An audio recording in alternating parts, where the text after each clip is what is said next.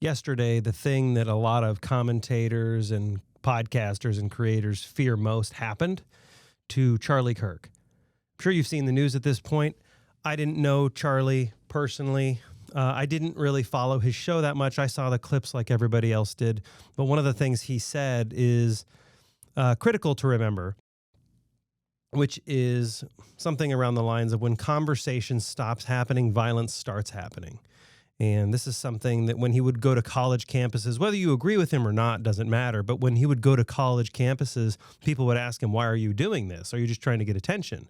And he would always say something along the lines of when conversation stops, division begins and violence begins. And he was absolutely right. And that's what the Iowa podcast is meant to do, is to continue conversations and give people that platform to have the long discussions and find common ground and respectfully disagree. I don't agree with all my guests in this show, but I believe they need to have a platform to have open discussions that's not mean, that's not vindictive. We don't take people out of context. And Charlie Kirk believed that. Whether you agree with him or not, he believed that fully, that conversations need to happen. And that's one of the legacies he'll leave behind in his death, is believing that conversation could save the country. It's not, this kind of thing is not an isolated issue. Even me, just speaking from my own personal experience, I used to have a radio show on a local radio station here in Iowa. And just one time I was called on the text line a Nazi fascist. And then 5 minutes later, I was told to go back to CNN, you liberal hack. The text line and the things that we would get on a daily basis would blow your mind. In one case, someone texted the studio address. My wife didn't actually learn about this until probably maybe a year or more later. And someone texted the studio address, texted when my show got over, and said they'd be waiting there to kill me. And my response was, I shoot back, which probably wasn't the best response, but those kind of responses were pretty normal. There was a time at the Iowa State Fair when I was doing a show, a live show behind glass, just, not strong glass by any stretch of the imagination, but someone apparently didn't like what I was saying. And my show was not much different than what it is now, just opinion. I call it data-driven opinion. Like you know when I have some opinions, but I do my best to represent all sides of any issue and be equally critical of those that we need to criticize for their ideas. Never, ever, ever the person. But one of these shows at the Iowa State Fair, I had someone from the Des Moines Register in there talking about Iowa political soapbox. And we were talking about that model and how candidates were coming to the fair to discuss different ideas. And someone burst in the back of I don't know how they got in, but they burst in the back of the studio and yelled during a live show, I'm going to kick your bleep, and just stormed in. Thankfully, Brian Gongol, who was also a host in this show at the time, who is a fairly sizable dude and who is trained in hand-to-hand combat, thank goodness, took him down and drug him out of the studio. I don't know what happened after that. I just continued the show.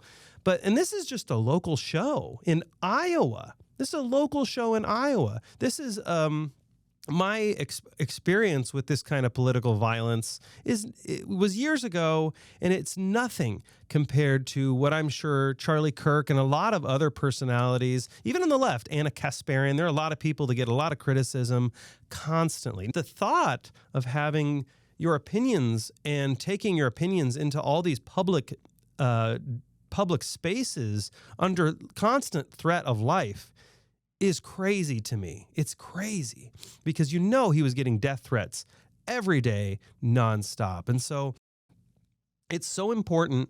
I understand so many of you are furious and angry, and you should be. You should be furious and angry. And I've seen some images of people celebrating the death of Charlie Kirk, which is absolutely vile and disgusting. But I've seen other things that are also just as vile and disgusting, which is telling people to get revenge. And this doesn't lead anywhere positive. The revenge, if there are people going out there and trying to injure people they disagree with, or worse, trying to kill people they disagree with, it won't send a message. It won't end the dialogue. It won't give you a position of victory over your intellectual adversaries. they'll dig their heels in deeper, they'll get more angry, and they will try to kill people on your side. That's where this goes. This eventually, if we let it get out of control, does put the world and put our country into a type of civil war. And that's nothing anybody wants. So Charlie Kirk was a believer of Jesus. He followed Jesus. I also follow Jesus. And if you want to leave, if you want to be inspired to act from this, whether you're on the left or whether you're on the right, whether you're a Democrat or Republican, I do hope there's one message you can take from Charlie and his death, which is forgiveness and love, and and still, despite the disgusting act we saw, being able to talk to other people without vengeance or anger. That's what we really, really need right now. Your politicians are not going to dial back their rhetoric. They're not going to. Your politicians are a reflection of you.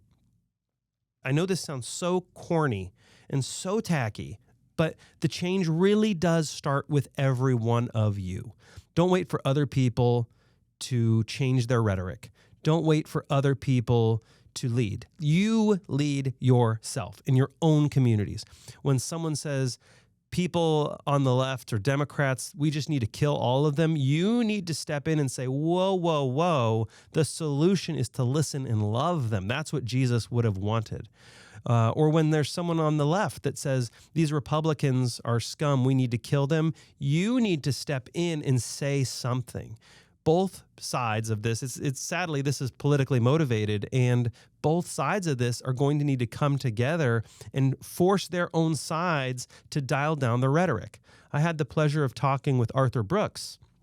He mentioned that on people's own political sides, they're often scared of the opposing side's bully, but they're also scared of their own bullies within their own team, within their own tribe. And so I ask every one of you to not be scared of the other side's bullies or your bullies. Stand up to all of them and dial down the rhetoric. Call for love. And I know if you were a Charlie Kirk fan and someone has killed him to silence his ideas, which is exactly what happened, I know that the instant reaction is vengeance. I know that the reaction is to dial up the rhetoric. It's a very human reaction. It's a reaction Jesus tells us to subdue and not follow. Anger's fine, but vengeance is mine, says the Lord.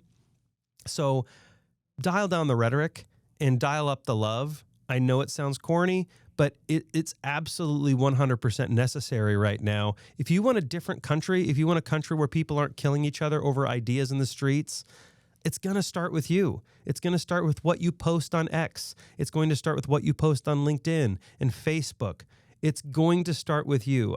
And if you're waiting for someone else to do it, that you're going to be waiting a long time. It's not going to happen. So this is a vile, disgusting day. Yesterday was vile and disgusting what happened. And I'm not going to point any fingers. I'm not going to say who's to blame or what happened. We don't know. It's not my job to tell you who's to blame or what happened. But it is my job, at least I think part of my job, to please call for all Iowans to dial back the rhetoric, show how loving we really are, and lead by example. I've traveled to so many places, and I don't think most Iowans know how good at this we really are, how good at politics we are. We can have discussions. Sometimes they get heated, but we can have discussions and have them respectfully. We have discussions with our Uber drivers and taxi drivers and random strangers about politics. Do you know how unusual that is? So let's utilize our Iowa niceness. And yes, I know there are crazy people in this state that say crazy things on Twitter and say crazy things on Facebook and Blue Sky and Mastodon or whatever new social media site there is today. But ignore them. Ignore the extremes and be Iowans right now. Model behavior for the whole country to show how respectful dialogue is supposed to happen. I don't have a script. And so maybe I didn't word everything today absolutely perfectly. Feel free to call me out in the comments. Feel free to email me directly if you want to continue the dialogue. I did my best. I didn't know how to script this correctly, but I hope this helps. And I hope this is a reminder to show love just like Jesus would, and to dial down the rhetoric. Even if you don't believe in Jesus, that's fine. There are so many leaders that also believe in upping the love and dialing down the rhetoric. Even if that's the Beatles for you, all you need is love, go with that. But I ask and I pray that everyone just wears your Iowanness on your sleeve today and model for the country how respectful, loving political dialogue can happen. Thank you so much for watching this.